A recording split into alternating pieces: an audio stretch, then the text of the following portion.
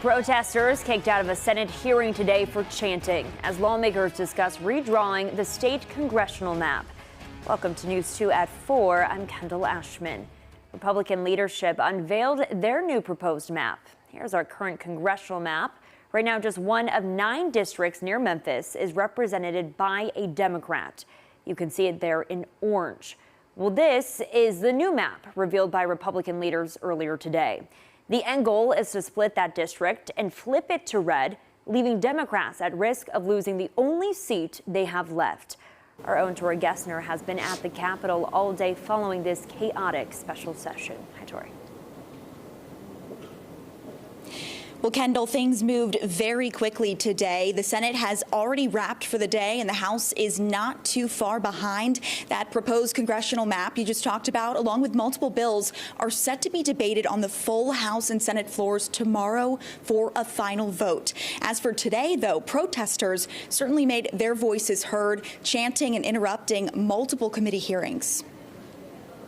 It was bound to happen. Hands off our vote! Hands off our vote! Troopers clearing a Senate hearing room after protesters erupted into chants. Hands off our vote! Hands off our vote! It comes as Republican lawmakers consider redrawing Tennessee's congressional map, proposing this one today, which splits Memphis into 3 districts with the goal of turning it red. This would be the largest attack in Tennessee's modern history on the rights of voters, particularly black voters in a majority black city that we've seen. Political scientists, election administrators, constitutional attorneys, and Congressman Steve Cohen, whose district would be redrawn in favor of Republicans, all testified to lawmakers today, arguing splitting up the state's last Democratic district would be bad for Tennessee. Because you won't have at least one person in the other party to go to bat for you when you have a Democratic president.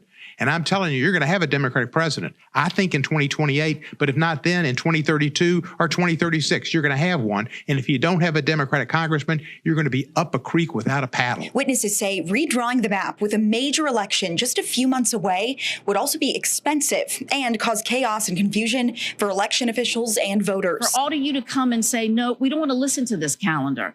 We want to switch it all up. What are you saying to the voters? What are you saying to election administrators? It sounds to me that you're saying that you don't care.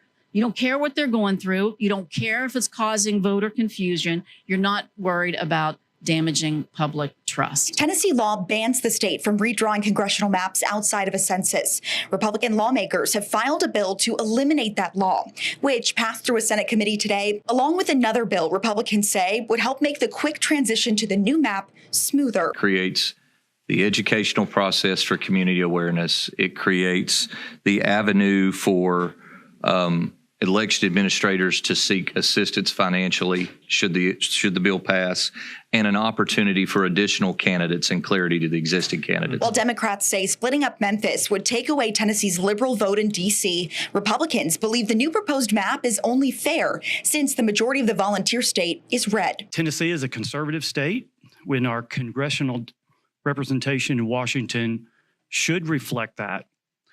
This map ensures that. Reporting in Nashville, I'm Tori Gessner. Now, as for the protesters, even some Democrats had to tell them to calm down and try to be quiet so they can do their jobs because they were actually hurting their cause. Other Democrats complained they couldn't hear over the chanting of what lawmakers were voting on. We did talk to some protesters today, and they told us they are still here regardless of the outcome they expect. This has been a huge power grab where they have basically confiscated the courts. They have the presidency, the federal Congress, and they have our state Congress. And with the supermajority, I don't think it's anything that we can do to stave them off completely, but we're not going to let them take it without a fight and without a presence. Now, the special legislative session is set to wrap up tomorrow, and we will be covering all the developments. For now, though, sending it back to you, Kendall. All right, Tori, thanks so much. And News 2 will bring you live reports from the Capitol all afternoon. Stay with us on air and online at WKRN.com.